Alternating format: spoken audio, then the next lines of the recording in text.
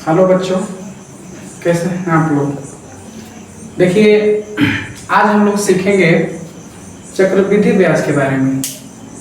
और आज हम लोग जानेंगे कि चक्रवृद्धि ब्याज को सिंपल तरीका से और आसान तरीका से हम लोग कैसे बनाएंगे।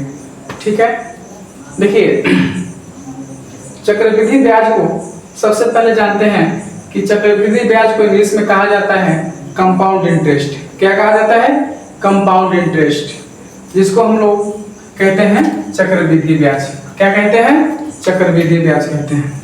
देखिए, हम लोग जानेंगे आज आसान तरीका से इसको बनाना, एकदम सिंपल तरीका से, एक कॉन्सेप्ट में आप लोग को समझ में आ जाएगा। तो देखिए, क्वेश्चन है, पहला क्वेश्चन इसमें है कि 4000 रुपया है, जिसमें कह रहा है कि 5% वार्षिक ब्याज की दर से, और कह रहा है कि 3 वर्ष का चक्रवृद्धि ब्याज बताना है हमको। आप लोगों को हम पिछले वीडियो में बताए थे साधारण ब्याज के बारे में, लेकिन आज हम लोग क्या पढ़ेंगे? तो चक्रवृद्धि ब्याज के बारे में पढ़ेंगे।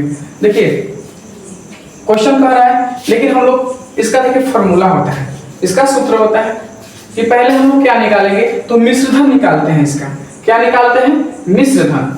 तो मिश्र धन बराबर सूत्र होता है कि मूलधन गुणे 1 प्लस दर बटा में 100 और पावर का होता है समय। क्या होता है? समय होता है। देखिए, अभी मिश्र धन जब निकालेंगे तो अभी मेरा पूरा का पूरा चक्रवृद्धि ब्याज नहीं निकलेगा, क्योंकि मिश्र धन हम इसलिए निकाल रहे हैं क्योंकि चक्रवृद्धि ब्याज का जो सूत्र होता है, चक्रवृद्धि ब्याज का जो सूत्र होता है वो होता है, चक्रवृद्धि ब्याज का जो सूत्र होता है वो होता है मिश्र धन माइनस मूलधन। ये होता है सूत्र। तो हमको क्या चाहिए? पहले मिश्र धन आखिर पता करेंगे कि मिश्र धन है क्या मेरा। ठीक है, तो आइए हम लोग चलते हैं सवाल पे। देखिए, कह रहा है कि 4000 रुपया का 5% वार्षिक ब्याज की दर से 3 वर्ष का हमको क्या बताना है?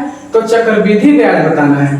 तो आइए, जो दिया है उसको हम लोग रख लेते हैं। बताए हैं अभी आप लोगों को कि मिश्र धन बराबर होता है फॉर्मूला कि मूलधन गुणे 1 प्लस दर बटा में 100 और पावर में होता है समय होता है।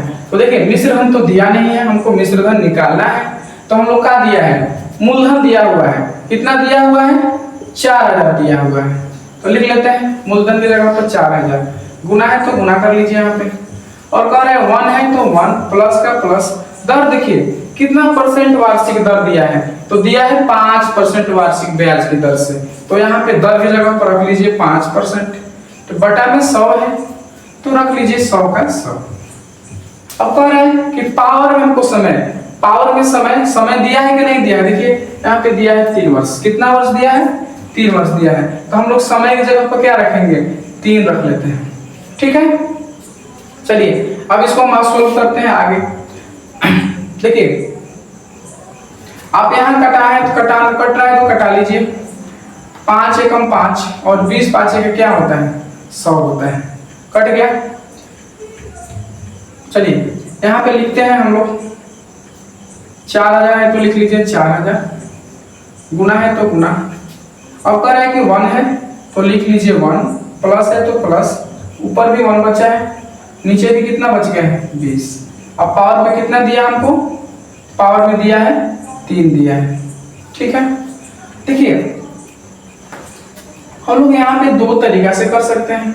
चाहे तो आप इसमें जोड़ लीजिए, एक 20 एक जोड़ लीजिएगा तो 21 बटा में 20, या तो आप इससे बढ़िया है कि समझने के लिए इसका हम का निकालते हैं तो बटा का जोड़ कर लेते हैं। यहाँ पे आइए बटा का जोड़ कर देते हैं हम लोग। तो देखिए कह रहा है कि 1 दिया है प्लस 1 बटा में हो जाएगा 20, और देखिए संख्या के बटा में कुछ नहीं होता है तो 1 छुपा रहता है। क्या छुपा रहता है? 1 छुपा रहता है। तो हम लोग क्या कर लेंगे? 1 का और 20 का एलसीएम निकालेंगे तो कितना आएगा? 20 आएगा। चलिए 20 का जब हम भाग देंगे 20 से तो एक बार में कटेगा, और 1 से जब गुणा 1 में करेंगे तो 1 हो जाएगा। ठीक है, प्लस है तो प्लस कर लीजिए यहाँ पे। अब देखिए 20 का भागा देंगे 1 से तो 20 से कम 20, यानी 20 बार में कटेगा, और 20 का जो गुणा करेंगे 1 से तो यहाँ पे कितना हो जाएगा? 20 हो जाएगा। चलिए अब देखते हैं आगे, जोड़ लेते हैं। जोड़ है तो जोड़ लेते हैं, 20 और 1 जोड़ेंगे तो कितना हो जाएगा? 21। अब बटा में 20 है तो 20 लिख लीजिए। देखिए कितना आया मेरा? आया 21 बटा में 20 आ गया। तो हम लोग कह सकते हैं कि आप चाहें तो यहाँ इसको भी लिख सकते हैं, एक कॉन्सेप्ट थोड़ा सा एक लाइन कम हो जाएगा मेरा, लिख लेंगे 21/20 लिख लेंगे। पावर में समय दिया है 3 वर्ष दिया है तो 3 वर्ष लिख देंगे यहाँ पे, ठीक है। तो चलिए आगे देखिए, 4000 है तो 4000 लिख लीजिए, गुना है तो गुना लिख लीजिए। अब देखिए 21/20 ये कितने साल के लिए दे रहा है, तो 3 वर्ष के लिए दे रहा है। तो हम देखिए जितना साल के लिए कहेगा उतना बार इसको क्या करेंगे, उतना बार उतना संख्या बढ़ाएंगे हम इसको, ठीक है। यानी कि 3 वर्ष का रहा है तो इसको 3 बार लिखेंगे, अगर 2 वर्ष का था तो इसको कितना बार लिखते, 2 बार लिखते, ठीक है। तो 3 वर्ष का रहा है कितना बार लिखेंगे, 3 बार लिखेंगे। तो चलिए लिखते हैं 3 बार, 21/20। चलिए हमको इसको कितना बार कर लेना है, 3 बार कर लेना है, ठीक है। चलिए अब ये हो गया। अब देखिए ये जो संख्या है ये गुना में है, यानी ये जो संख्या होता है ऊपर होता है, कहाँ होता है, ऊपर होता है। और हम चाहे इसको नीचे वाला संख्या से इसको कटा सकते हैं। तो चलिए हम कटाते हैं, 1 0 से 1 0 कट गया, दूसरा 0 से दूसरा 0 कट गया, और तीसरा 0 से मेरा तीसरा 0 कट गया। ठीक है, 2 दूना के कितना हो जाएगा, मेरा 4 भी कट जाएगा, ठीक है। अब क्या बच गया मेरा, तो बच गया मेरा यहाँ पे 21 गुणे देखिए हमको 1 0 से 1 0 कट गया, दूसरा 0 से दूसरा 0 कटा लिए, और तीसरा 0 से हम तीसरा 0 कटा लीजिए, ठीक। अब देखिए यहाँ पे 4 है, तो हम कह सकते हैं कि 2 का गुणा 2 से करेंगे, 2 दूनी के 4, यानी कि 2 को 2 से कट जाएगा, 1 को 4 कट जाएगा, ठीक है। अब मेरा क्या बच जाएगा, तो ऊपर बच जाएगा 21 गुणे 21, और नीचे केवल कितना संख्या बचा है, तो मेरा केवल 2 बचा है। तो ऐसे कर सकते हैं कि 21 गुणे 21 बटा में क्या लिख देंगे, 2 लिख देते हैं, ठीक है।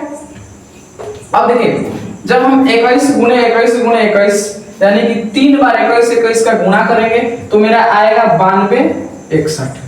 कितना आएगा, 92 61। आप गुणा चाहे तो करके देख सकते हैं। ये आएगा 21 गुणे 21 को अगर गुणा करते हैं 3 बार 21 से तो आएगा 92 61, और बटा में कितना दिया हुआ है, 2 दिया है, ठीक है। चलिए अब हम लोग भाग देंगे इसमें, ठीक है। अब भाग देंगे, ठीक है, भागा देते हैं, 2 चौके 8, ठीक है। यहाँ पे 1 हो गया 12, 2 छक्का 12, ठीक है। 2 तिहाई के 6, 0 है तो 0.5, ठीक है। अब देख लीजिए हम लोग कहेंगे कि अगर 92 61 में 2 से भागा दिए तो कितना आया, 46 30 पॉइंट कितना आ गया, 5 आ गया, ठीक है। आइए ये मेरा निकल के आ गया, क्या निकल के आया है, मिश्र धन। क्या निकला है, मिश्र धन निकला है। अब हम लोगों को बताया है आप लोगों को, देखिए ये जो है किसको निकालने के लिए था, तो ये मिश्र धन निकालने के लिए था। हमको चक्रवृद्धि ब्याज का जो सूत्र होता है वो होता है मिश्र धन माइनस मूलधन। चलिए इसको तो हो गया होगा, इसको मिटा देते हैं हम, चलिए इसको मिटा देते हैं।